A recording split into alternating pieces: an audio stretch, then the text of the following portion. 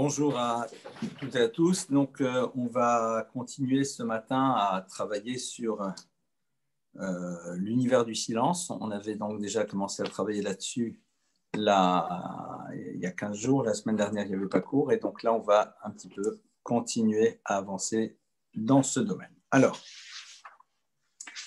nous avions donc abordé un certain nombre de textes du Talmud, nous parlant en effet de la nécessité de savoir être dans le silence et plus particulièrement dans l'univers du conflit, dans les moments dans lesquels en effet on se retrouve Beshat Meriva au moment d'une dispute. On avait longuement développé cette notion-là ensemble et on avait vu que de manière ultime, eh bien, une personne devait être capable d'accéder donc à 3 dimensions. La première, c'était lorsqu'on l'agressait avec une tonalité A, même si elle ne se sent pas de ne pas répondre, qu'au moins de répondre, mais pas dans le même modèle de l'agresseur, c'est-à-dire d'utiliser des termes corrects, de ne pas être dans l'agression, de ne pas être dans la violence des mots.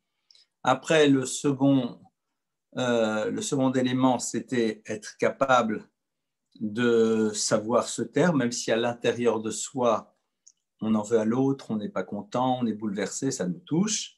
Et la troisième dimension, c'est, on avait vu aussi, ne pas du tout être atteint et affecté par cette chose, car tout simplement, c'est quelqu'un qui ne se voit pas atteint en tant qu'individu intuitif personnel. C'est très bien que derrière tous les événements se cache le créateur de l'univers. Et donc, c'est la raison pour laquelle il ne ressent même pas de dimension négative par rapport à la personne qui l'a agressé. Évidemment, ça, c'est un niveau extrêmement élevé et à nous de savoir donc travailler dans les 3 dimensions, c'est-à-dire la première qui va prendre le plus de temps, c'est de réussir, enfin qui va prendre le plus de temps, c'est faux, je dis des bêtises, je suis désolé, j'en sais rien, mais ce qui est sûr, c'est que la première, ça va être de savoir réagir, mais de manière correcte, puis par la suite, comme on l'a vu, savoir ne pas réagir, même si à l'intérieur de soi, on bouillonne encore, et après faire en telle sorte que ce bouillonnement intérieur n'existe pas de par le regard que l'on porte sur soi, et évidemment, ça c'est le niveau le plus élevé. Alors, lorsque l'on est donc dans cet univers de réflexion sur le silence, on va constater que, évidemment, le silence, c'est quelque chose qui nous permet de ne pas rentrer dans des spirales de violence, plus particulièrement de colère, et qu'il y a un certain nombre d'éléments qui sont liés les uns aux autres. Alors, on a 3 dimensions qui sont profondément liées l'une à l'autre. La première, c'est l'univers de l'orgueil. Le second, c'est la colère. Et la notion de la parole, c'est-à-dire d'une parole qui n'est pas nécessairement maîtrisée. Le Rambam Maïmonide nous dit que, au fond, dans ces 3 éléments-là, c'est-à-dire dans la gestion de la parole, dans la réflexion sur la colère et dans tout ce qui a trait à l'univers de l'orgueil, c'est là où se situe la base du travail que l'individu va devoir faire au niveau de ses midotes, au niveau de ses traits de caractère. On va commencer, si vous le voulez bien, par l'univers donc de l'orgueil, que l'on dit en hébreu Ga'ava. Et nous allons lire, pardonnez-moi ce texte, de Maïmonide qui dit la chose suivante. Yesh de'ot chez Asurolo le Adam Ninok ben bebemnoliut. Il y a des modèles de fonctionnement dans lesquels il est interdit à l'individu de faire les choses de manière intermédiaire. Et là, yitrachek min hakatzeh ha'echad ad hakatzeh ha'acher v'hu govalev. Mais il devra, en effet, essayer d'aller à une extrême absolue. Et cet extrême, c'est quoi? C'est dans l'univers de Govalev, c'est-à-dire de l'orgueil. On va essayer de réfléchir un petit peu à ce que Maïmonide est en train de nous dire. Lorsque le Rambam, Maïmonide, aborde ce que l'on appelle Hilchot Deot, c'est-à-dire les lois qui concernent les comportements humains. Et au passage, c'est très intéressant parce que quand vous regardez le Rambam, quand vous regardez Maïmonide, vous allez constater que le point numéro 1 dans les halachot, dans les lois dont il parle, c'est déhot, c'est-à-dire les comportements humains et surtout l'univers des midot, l'univers des traits de caractère. Eh bien, le Rambam nous dit qu'il faut arriver dans le monde des midot, dans le monde des traits de caractère, à ce qu'on appelle shvil hazav, c'est-à-dire une forme de sentier en or que l'on va définir comme étant l'univers intermédiaire, c'est-à-dire shvil hazav, c'est qu'en effet, eh bien, on est à l'extérieur des extrêmes. Les extrêmes existent, mais nous, on ne va pas dans les extrêmes, on essaye d'être entre les deux. Alors, est-ce qu'il s'agit d'un univers de ni ça, non pas du tout. Mais le Rambam Maïmonide va donner des exemples très simples. Il va dire, regardez, au niveau de ce que l'on appellerait l'univers du don, d'accord? Eh bien, il y a des personnes qui donnent sans compter, et d'autres qui, au contraire, sont extrêmement avares. Quelqu'un ne peut pas être sans arrêt en train de donner. Il y a une limite. Et l'avarice, évidemment, n'a pas lieu d'être. Donc, il faut trouver un chemin intermédiaire dans lequel, eh bien, on va essayer de faire en telle sorte qu'on donne généreusement. Et attention, hein, généreusement, ce n'est pas juste de son argent, de son temps, de son énergie, de son écoute, mais néanmoins, on garde un petit peu pour soi, quoi, parce que sinon, au bout d'un moment, on n'avance pas. Alors, évidemment, dans tous les domaines des midot, il y a lieu d'être comme ça dans cet équilibre. Sauf, dit le Rambam, un trait de caractère. Il y a un trait de caractère dans lequel il faut en effet, je prie de m'excuser, s'écarter ad katse acharon de la manière la plus extrême. Et de quoi parle-t-on ici? Govalev, de l'orgueil. C'est-à-dire qu'il va falloir essayer de s'éloigner. Pourquoi? Pourquoi il faut tellement s'éloigner de l'orgueil? Et on va essayer de comprendre quel est cet orgueil. Parce que derrière cette problématique d'orgueil se trouve, au fond, l'enjeu de hitbatlout, c'est-à-dire de savoir s'annuler par rapport au créateur de l'univers et par rapport à l'autre. C'est-à-dire, c'est le moment dans lequel l'individu dit « moi je pense, moi je crois, mais pour moi. » Et ça, vous savez que c'est un très très grand problème, c'est que souvent, eh bien, ce qui va amener les personnes à se mettre, j'ai envie de dire, au centre de leur existence, d'accord? Ils se mettent au centre de leur vie, ils deviennent presque la finalité de leur propre vie, et tout va tourner autour d'eux. Et c'est là où, en effet, où le Rambam va nous dire, ça, c'est pas possible. Cette notion de moi-je ne peut pas être un élément qui fait partie de ton existence. Et évidemment, la difficulté que l'on a, c'est que l'origine de cette notion du je, de moi, moi personnellement, je, d'accord, elle est extrêmement élevée. C'est-à-dire, cette possibilité de dire je, elle est extrêmement élevée. Pourquoi? Il y a un maître qui s'appelait Hillel Hazaken, Hillel l'Ancien. Hillel Hazaken avait entre autres qualités humaines le fait de ne pas être makpid, c'est-à-dire de ne jamais tenir rigueur à quiconque.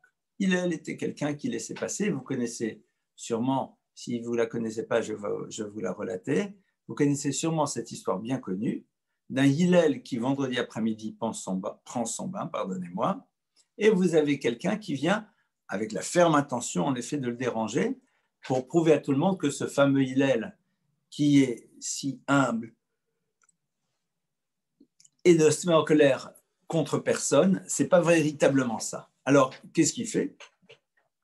Il arrive chez Hillel et Hillel prend son bain, il toque à la porte et Hillel sort de son bain, se rhabille et va à la porte et ouvre la porte et demande « Mais que puis-je faire pour vous ?» Et l'autre lui pose une question complètement inepte, du n'importe quoi. Pourquoi dans certaines contrées, les habitants ont des pieds plats? Pourquoi d'autres ont des paupières de ce type? Enfin, voilà. Et il lui pose une première question et vraiment, on ne comprend pas pourquoi tu as besoin absolument d'avoir une réponse à cette question vendredi après-midi avant Shabbat et déranger un des plus grands maîtres en Israël de sa préparation au Shabbat, Hillel. Et là, lui donne sa réponse avec un sourire, au revoir mon fils, et il repart et il recommence à se mettre dans son bain. Et le bon hébreu débarque, et il refrappe à la porte, et il se lève, et il s'habille, et il lui pose la question, et l'autre il lui pose une question totalement inepte, et il lui répond de nouveau de manière très calme et très sereine, et 3 et 4 fois, jusqu'au moment où la dernière fois, cet homme dit à Hillel, es-tu bien toi, Hillel, est-ce bien toi le fameux Hillel dont tout le monde parle? Il dit, écoute, moi je m'appelle Hillel, en effet. Et lui dit, eh bien qu'il n'y en ait pas beaucoup comme toi en Israël. Alors Hillel, évidemment, est étonné d'entendre ce type de parole et lui dit, mais qu'est-ce qui se passe? Qu'est-ce que je t'ai fait? Pourquoi tu dis cette chose-là? Et l'autre lui raconte son pari et lui dit, eh bien, à cause de toi, j'ai perdu mon pari, j'étais persuadé que je pourrais te mettre en colère. Et au fond, j'ai vu que tu ne te mets pas en colère. Et ça, on pourrait dire que justement, c'est l'expression d'une certaine forme d'anava, de modestie, et de la part de Hillel, de ne pas mal réagir. Comment tu oses me parler de cette manière? Comment tu oses me déranger? Nanani, nanani, nanana. OK? Problème. Le problème, c'est que notre fameux Hillel, d'accord, aussi réputé qu'il soit, eh bien, à un moment dans le Talmud, est en train de nous raconter autre chose qui, a priori, est en parfaite opposition avec ce concept et l'idée qu'on vient de voir. En effet, le Talmud nous rapporte qu'à l'époque du temple de Jérusalem, il y avait tous les ans, pendant la fête de Sukkot, ce que l'on appelle Simchat Bet HaShoeva, la joie de la libation d'eau. Alors, de quoi s'agit-il? En effet, chaque année à Sukkot, eh bien, ce que les gens faisaient, ils étaient là et ils allaient puiser de l'eau dans une rivière à côté du temple. C'était les Kohanim, c'était les prêtres, bien sûr, qui faisaient ça. Après, on faisait couler cette eau sur le misbéach, sur l'autel. Il y a différentes raisons pour lesquelles on devait faire ça. Et surtout après, on faisait ce que l'on appelle Simchat Bet HaShoeva, la joie de la libation d'eau, puisqu'en effet, le verset nous dit Ush'avtem ma'im besason, et vous puiserez l'eau besason dans la joie. D'accord? Vous avez l'impression qu'on est en train de s'écarter du sujet, rassurez-vous, on est toujours dedans, vous allez voir ça tout de suite. Et donc, à cette occasion-là, les maîtres les plus prestigieux du peuple juif étaient présents à Jérusalem et chantaient, dansaient. Le Talmud nous rapporte que certains jonglaient avec 4 torches, 6 torches, 8 torches, 12 torches. Enfin voilà, c'était une joie incroyable. Et ceux qui étaient au centre et qui mettaient l'ambiance, on aurait dit aujourd'hui, c'était les maîtres du peuple d'Israël. Et Hillel, donc, bien sûr, venait participer à ce moment-là. Et quand Hillel arrivait, eh bien, entre autres, il chantait ou il disait Imanikan, si je suis là, Hakolkan, tout est là. Ah, vous allez dire, attends.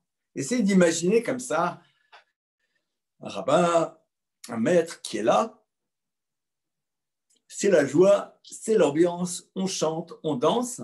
Et puis, qu'est-ce qui se passe? Il dit, vous savez, si moi je suis là, tout va bien, tout est là. C'est-à-dire, tout va bien. Ah.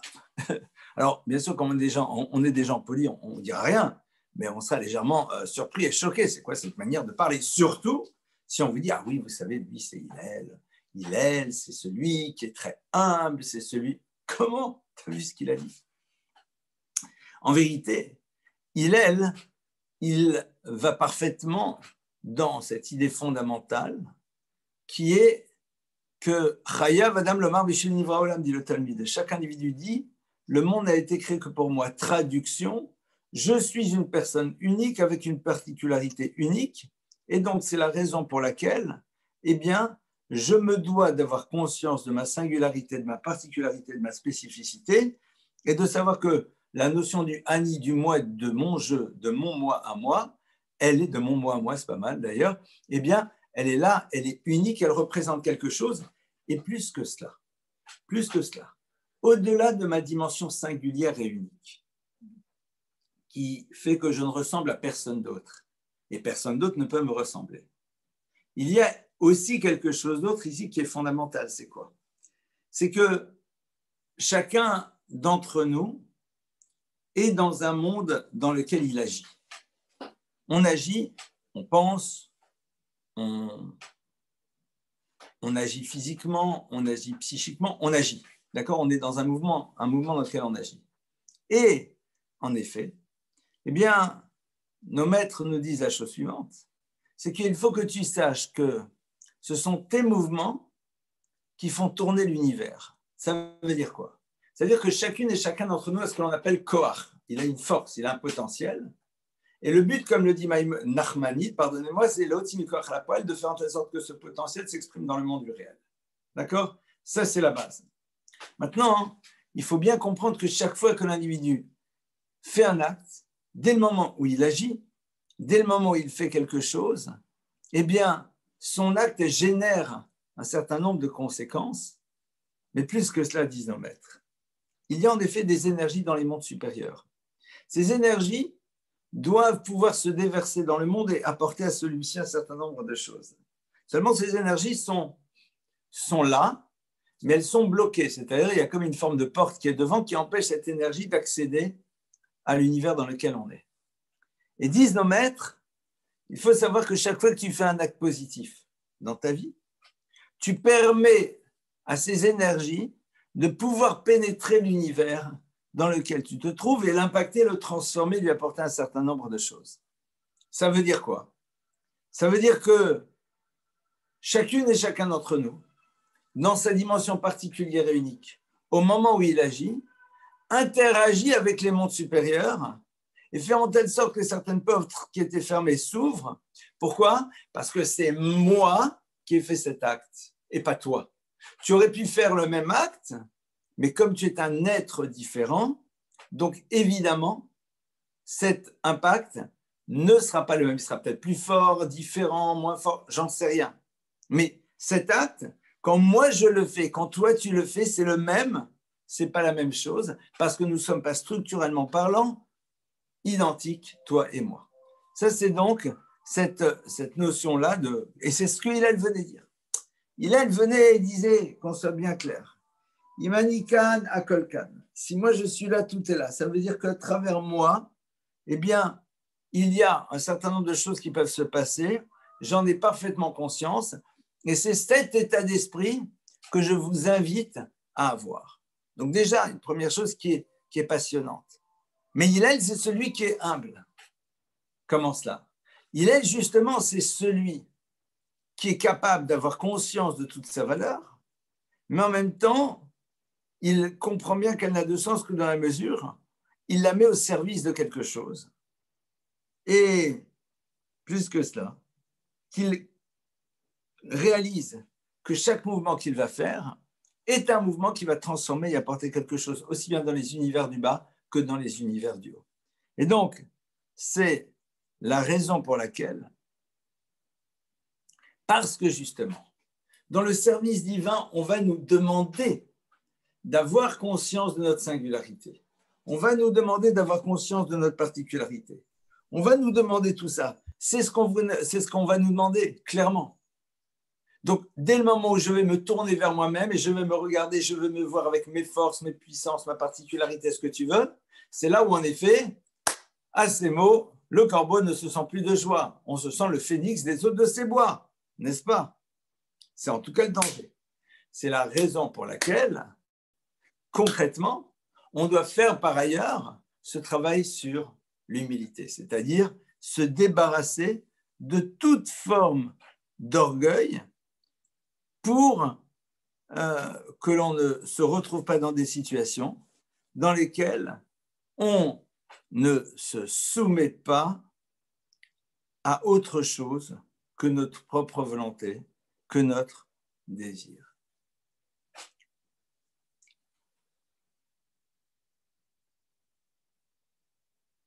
Ça, c'est donc le premier point. Donc, qu'est-ce qu'on voit ici? C'est que dans ce travail sur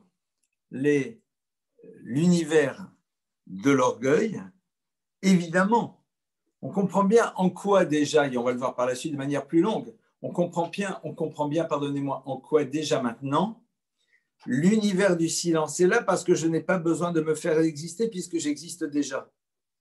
D'accord? Alors que l'orgueilleux, justement, lui, il a besoin sans arrêt de se faire exister. Pour se faire exister, il a besoin de dire les choses. Moi, j'ai fait, moi, j'ai dit, moi, je pense, moi, je crois, et moi, je dis, et moi, je pense, et moi, je crois, et moi, je fais, et moi, j'agis, etc., etc. C'est ce moi, je, qu'il va falloir donc, en effet, travailler. Maintenant, il y a un texte qui va nous dire c'est-à-dire, ce n'est pas suffisant d'être dans l'humilité. Et là, ou le firach ne'emar b'Moshe Rabbeinu anav me'od velo ne'emar anav bilvad.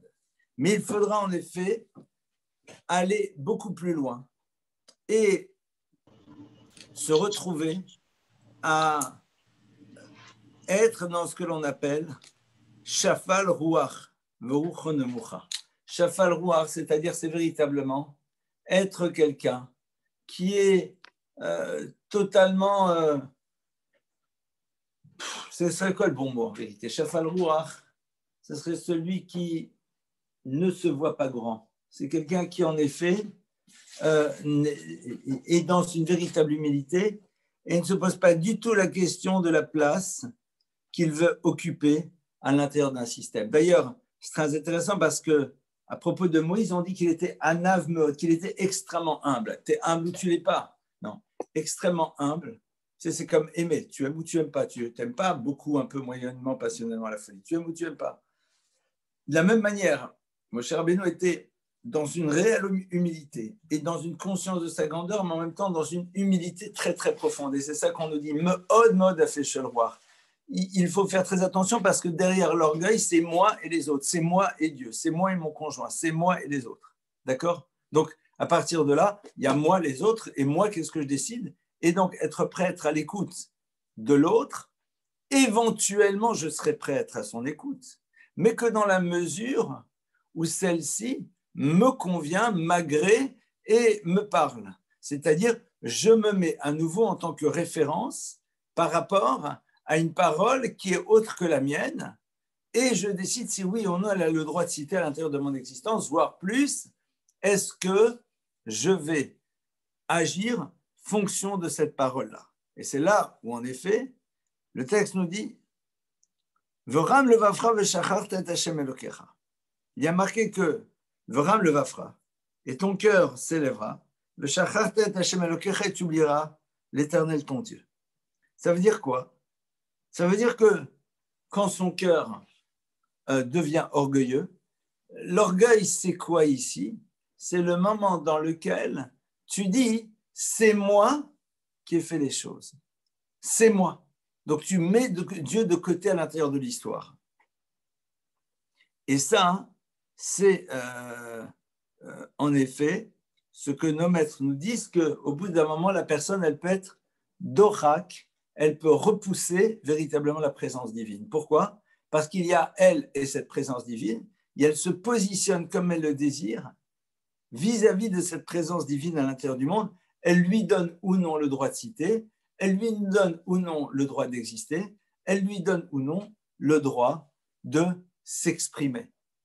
Et évidemment, cette personne est très très loin de ce que l'on appelle la notion d'Idbatlout, c'est-à-dire du fait qu'elle va être prête à s'annuler par rapport à cette parole qui est émise par le Créateur de l'univers.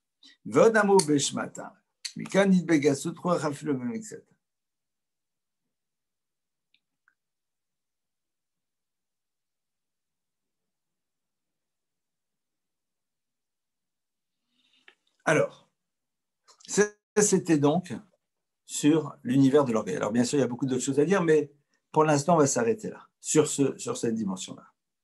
Après, évidemment, il va y avoir une deuxième ida, c'est-à-dire un deuxième trait de caractère, qui lui aussi va être extrêmement négatif et qui va nous ramener à la notion du silence. Alors, pardonnez-moi, j'ai peut-être pas vraiment pris le temps d'expliquer en quoi ce travail sur l'orgueil va-t-il nous permettre de pénétrer l'univers du silence. Lorsque quelqu'un n'est pas sans arrêt préoccupé par ce qu'il est, par sa place, par le regard que les autres lui portent, tout ce que vous voulez, cette personne-là, eh bien, au fond, elle a besoin d'exister face aux autres, et donc il faut qu'elle parle. Elle ne peut pas rester en silence. Lorsqu'il y a une conversation, lorsqu'il y a un échange, lorsqu'il y a plusieurs personnes qui sont là côte à côte, cette personne-là veut parler, elle veut être entendue, elle veut que sa parole soit prise en compte. Et évidemment, à travers cela, elle est complètement à côté de cet univers du silence parce que pour elle, cette parole de positionnement est absolument nécessaire parce qu'elle a besoin sans arrêt de savoir la position qu'elle occupe à l'intérieur d'un système quel qu'il soit. Et donc, ça va passer à travers soit l'imposition de ses idées, première option, soit elle va imposer ses idées, soit elle va en effet les dire de la manière la plus claire qui soit pour se persuader les autres de la justesse de ses idées parce que ces idées sont les idées soit qui sont les siennes, soit dont elle s'est faite le porte-parole et donc, évidemment, puisque je suis le porte-parole de ces idées, il est hors de question que j'y renonce d'une quelconque manière. Donc ça va être la problématique de la gavale de l'orgueil. D'ailleurs, vous allez constater de manière très intéressante que les maîtres, par excellence du peuple d'Israël, n'ont pas beaucoup besoin de parler. Quand ils enseignent, ils parlent. Quand ils enseignent, ils parlent. Alors, c'est sûr que quand ils enseignent, ils parlent, ou alors quand il y a un sujet sur lequel ils ont besoin d'exprimer la vision Torah des choses, ils vont le faire. Mais en dehors de cela, ils n'ont pas besoin de parler, parce qu'ils n'ont pas besoin de se faire exister, c'est tout. Parce qu'ils existent déjà, et ça c'est ce qu'on a vu, ils n'ont pas besoin de se faire exister parce qu'ils existent déjà, clairement. Donc c'est la raison pour laquelle, pas de raison pour eux de parler, et d'exprimer leur point de vue, surtout quand on ne leur a pas demandé. Là, je me permets juste de faire une petite parenthèse, mais voilà, enfin, que je trouve intéressante, n'est-ce pas? Je trouve intéressante. C'est que parfois les gens vous parlent d'un sujet et nous on leur donne notre avis, on leur donne notre vision. La question que je me pose est la suivante. Est-ce que les gens, lorsqu'ils nous parlent, attendez, alors justement il y a quelqu'un qui me demande s'il n'y a pas cours ce matin, mais bien sûr qu'il y a cours. Donc c'est pour ça que je suis en train de oui.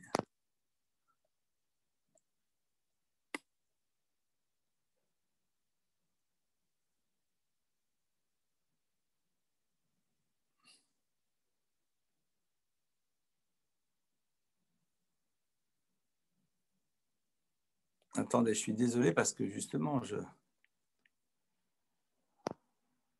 suis en train de...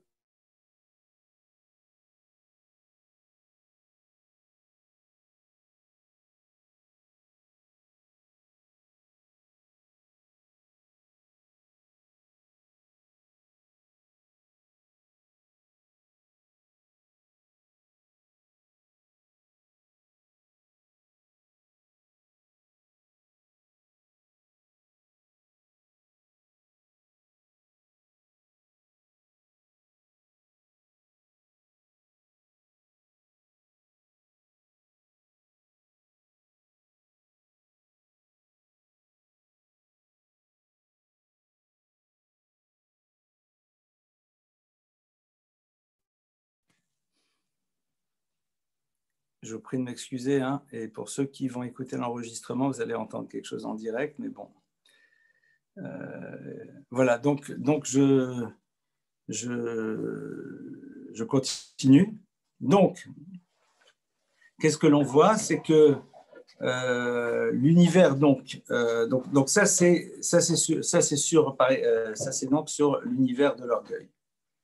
Et donc, à partir de cela aussi, comme on l'a vu, ça c'est donc au niveau de l'orgueil.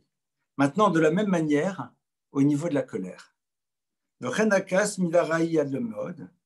Eh bien, de la même manière, la colère, c'est un trait de caractère extrêmement négatif. Intéressant de voir que Maïmonide va faire coexister la problématique de la colère avec tout ce qui a trait à l'univers de l'orgueil.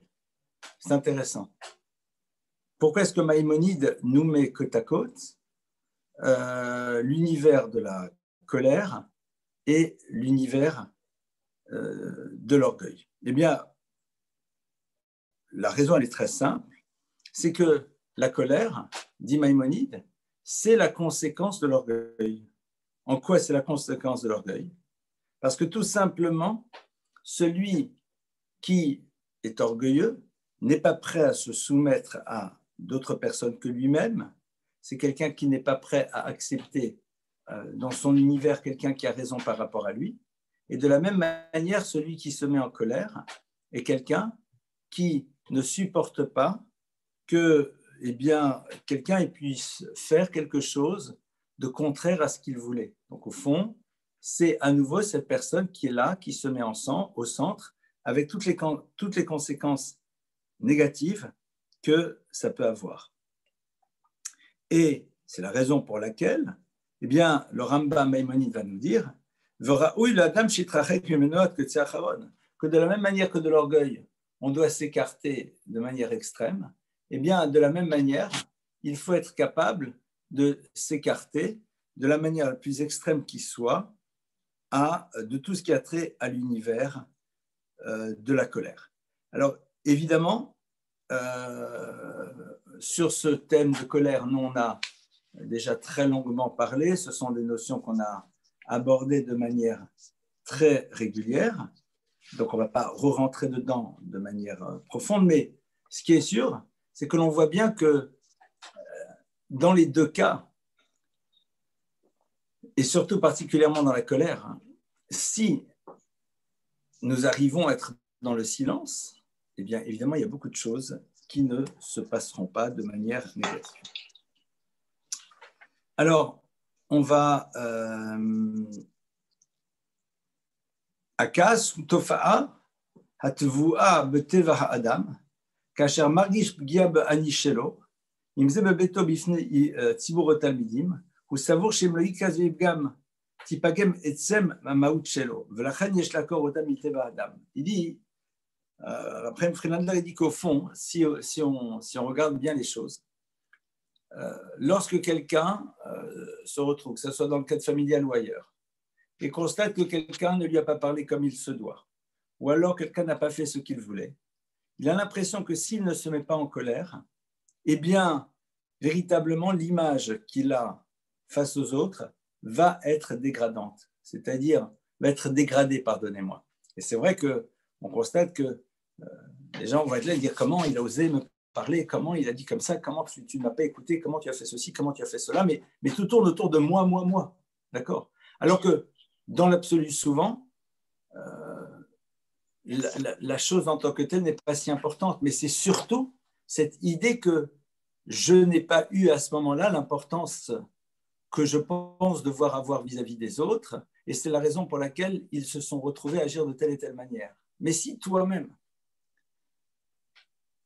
ton importance ne dépend pas du regard que les autres vont porter sur toi, si tu ne leur as pas remis les clés de ton identité, parce que c'est de ça dont il s'agit, si au fond toi-même, tu as conscience que tu as une valeur en tant que telle, comme on l'a vu, parce que tu es un être unique, mais que par ailleurs, tu fais ce travail pour te dire, mais je ne suis là que pour remplir la mission qu'Hachem m'a demandé de remplir dans le monde. Donc, à ce moment-là, si l'autre n'a pas fait ce que je lui ai demandé, je peux lui dire, écoute, pourrais-tu le refaire? Mais il n'y a pas de raison que je me mette en colère, vu que dans mon essence même, je n'ai pas été touché. Mais si je me mets en colère, c'est que ce qui me pose problème, c'est de savoir comment l'autre a-t-il pu agir de cette manière vis-à-vis de moi? Comment tu fais comme ça vis-à-vis de moi, et moi, et moi, et moi? Et c'est très intéressant parce que ce et moi, et moi, et moi, et moi, il est bouleversant. Parce qu'il est le révélateur de quelqu'un qui n'est pas construit à l'intérieur.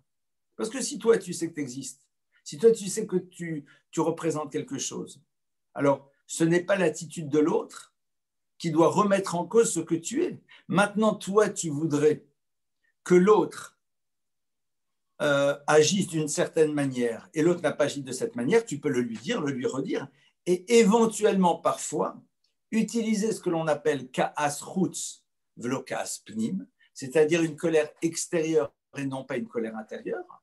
Si tu considères qu'en dehors de ces mots, l'autre ne peut pas entendre le message que tu veux lui faire passer. Mais ça, comme on l'a déjà vu d'ailleurs entrer dans l'univers de la colère, ce n'est qu'une technique de communication. C'est-à-dire, j'essaye de te communiquer quelque chose, et pour te communiquer cette chose-là, alors en effet, je vais utiliser à un moment une parole qui peut être ressentie comme étant une parole de colère, mais qui est ce que l'on appelle ka'as chutz, une colère extérieure et non pas du tout une colère que l'on ressent à l'intérieur de soi. Je vais me mettre en colère, mais je ne suis pas en colère parce qu'au fond, ça n'a pas de raison.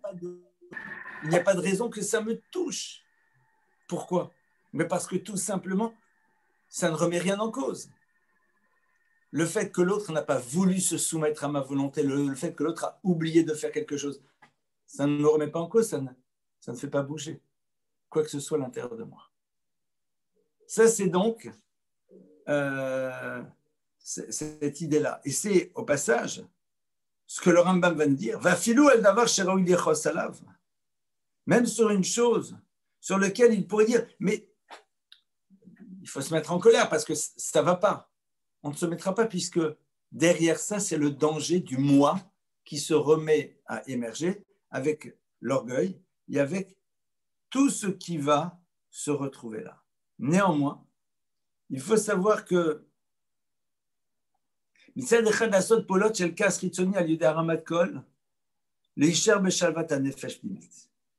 réussir néanmoins, de temps à autre, lorsque c'est nécessaire, à exprimer les choses avec force, tout en étant toujours dans une forme de shalvat nefesh ponimit, comme il le dit, c'est-à-dire dans une forme de sérénité intérieure très forte, Zouy avoda kasham od, ça c'est quelque chose qui en effet est extrêmement difficile. Et c'est la raison pour laquelle, si quelqu'un réalise qu'il n'arrivera pas à se mettre en colère, parce que s'il se met en colère, il risque au bout d'un moment de se retrouver à être en colère, il vaut mieux qu'il ne commence pas cela et qu'il sache continuer à se taire. Et on revoit à nouveau donc l'importance fondamentale qu'il y a de travailler sur ce silence. Parce que ce silence, c'est celui qui me permet de ne pas rentrer dans une spirale qui, de manière ultime, fera émerger cet orgueil et qui, au bout d'un moment, eh bien, peut tout emporter sur son passage, parce que l'individu, à ce moment-là, se voit, lui, les autres, mais lui et Dieu, lui, la société, lui, le rabbin, lui, la Torah, et c'est lui qui détermine, et c'est lui qui décide, et c'est lui qui définit les choses. Et il devient au centre de tout, et il devient surtout sa propre référence. Je me permets d'insister beaucoup sur ce point-là, parce que c'est sans doute aujourd'hui, dans nos sociétés, un des dangers majeurs qui nous guettent. C'est-à-dire, quelqu'un pense qu'il n'a pas d'orgueil, parce qu'il dit, mais pas du tout, moi je ne pense pas que je suis le plus intelligent, je n'ai pas dit, etc. Mais sa vision du monde, elle doit être prévalente dans tous les domaines. Lorsque vous amenez la Torah, alors ce n'est pas ta vision du monde, c'est le regard que la Torah porte sur les choses. Et donc, si l'autre n'a pas envie d'être à l'écoute de cette parole et de cette vision, c'est son choix. Regardez les gens qui, même dans le religieux, s'énervent parce que les gens ne font pas les choses. On voit ça dans les synagogues parfois. Vous n'avez pas honte, ta. Alors si tu considères qu'en effet, la seule manière dont l'autre peut entendre, c'est en lui disant cela et qu'il n'y a pas d'autre manière, ce que je ne crois pas au passage, alors fais-le. Mais en fait, la plupart du temps, les gens qui font ça, après, ils sont d'accord. Divrei chachamim benachat nishmaim. Les paroles des sages s'entendent benachat, dans le calme, dans la sérénité. Donc en vérité, toi, tu sais que la Torah dit qu'à la synagogue, on ne parle pas. Tu pars du principe que l'autre ne sait peut-être pas cela. Ou même s'il le sait, il a décidé de s'en moquer. Alors tu peux aller vers cette personne et lui dire, excusez-moi monsieur, vous savez. Mais le moment où tu vas te mettre en colère montre bien que derrière cela, il y a une instrumentalisation consciente ou inconsciente de la loi pour pouvoir à un moment imposer quelque chose à l'autre et le soumettre à ta volonté dans une forme d'orgueil dans lequel l'autre ne peut pas à un moment faire autre chose que ce que je lui dis. Or, pour l'amener à faire cela, je vais amener la loi et la loi aura bon dos pour pouvoir servir de support à mon propre ego. Mais elle servira de support à mon propre ego. Or, l'ego, c'est l'élément le plus dramatique de notre vie. Parce que, eh bien, si on le surdimensionne, on en revient à un moment à mettre de côté Dieu de l'univers. Parce qu'on est capable de se mettre dans un véritable face-à-face par lui, vis-à-vis de lui, et décider ce que l'on va en faire ou pas. Au-delà de ça, évidemment, nos maîtres nous disent que tout celui qui se met en colère, c'est comme s'il faisait de l'idolâtrie. Chayav enam chayim, sa vie n'est pas une vie. Pourquoi? Parce qu'il se sent en permanence en ébullition intérieure, parce qu'il se sent en permanence pas content, parce qu'il se sent en permanence victime de ces autres qui n'agissent pas vis-à-vis de lui comme il se devrait, etc. Et interviewez-le et voyez un petit peu comment est-ce qu'il vit sa propre réalité au quotidien. C'est une réalité insupportable. C'est une réalité au fond très difficile parce que ce quotidien dans lequel la personne se retrouve avec ces colères permanentes par rapport au fait que t'aurais dû, tu l'as pas fait, c'est pas normal, c'est pas comme ça que ça doit être, et quand je suis là, tu dois faire ceci, etc. Même si elle ne l'exprime pas, mais que ça fait partie d'elle-même, sa vie n'est pas une vie, parce que tout tourne autour de ça. Et évidemment, quand quelqu'un constate qu'il est là-dedans, c'est-à-dire qu'il n'arrive pas à être dans ce silence calme et serein, parce que tout simplement, il a conscience de son identité, l'action de l'autre ne l'impacte pas au niveau de la place et de l'importance qu'il occupe, à ce moment-là, évidemment, les choses, sa vie, elle est complètement différente. Alors, comment est-ce qu'on y arrive? Comment est-ce qu'on arrive à faire ça? On revient à ce qu'on avait vu tout à l'heure. La conscience de sa valeur, mais qui n'est pas là pour nous amener à nous positionner face au Créateur, mais conscience de sa valeur et de la responsabilité que l'on a de mettre en place un certain nombre de choses. Et donc, à partir de cela, évidemment, la réalité, elle est totalement différente. Concrètement, on n'a pas terminé, évidemment, sur ce travail sur le silence. On va continuer, Bezrat Hashem. Mais je voudrais que, si vous le voulez bien, qu'on travaille bien sur cette notion d'orgueil et surtout de colère. Regardez, dans la vie, quand quelqu'un ne fait pas ce que vous vouliez, si vous ne le traduisez pas comme étant le manque d'importance que vous avez, quelque part, vous le vivez totalement différemment. C'est la traduction que l'on fait de l'action de l'autre qui crée chez nous un sentiment de colère. Mais on le traduit parce que tout simplement, soit on a un orgueil démesuré, comment l'autre a-t-il osé à un moment agir de cette manière vis-à-vis de nous, soit on est en colère parce que l'on traduit la manière d'être de l'autre comme étant l'invalidation de la place et de l'importance que l'on doit avoir. Donc dans les deux cas de figure, comme je l'ai dit, c'est l'autre à qui on a remis les clés de notre existence. Or, pour la Torah, nous n'avons pas à remettre les clés de notre existence à un tiers. C'est nous-mêmes qui devons en effet nous positionner par rapport à cela. Alors, aujourd'hui, nous avons donc continué un petit peu à travailler sur cette notion du silence. Nous allons conclure ici, et comme c'était indiqué sur le programme que certaines semblent ne pas avoir reçu, eh bien, nous allons faire maintenant une petite interruption d'une demi-heure.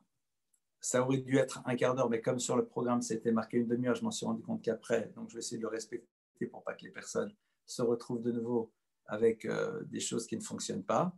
Donc, on va s'interrompre maintenant et on se retrouve à 11h30 précise pour une demi-heure d'enseignement sur la paracha de la semaine que nous allons essayer de développer ensemble.